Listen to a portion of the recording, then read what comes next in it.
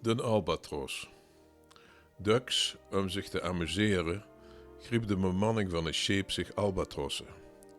Grote ziervogel die er troe maar troog volgen als het scheep over de schlie golven gliet.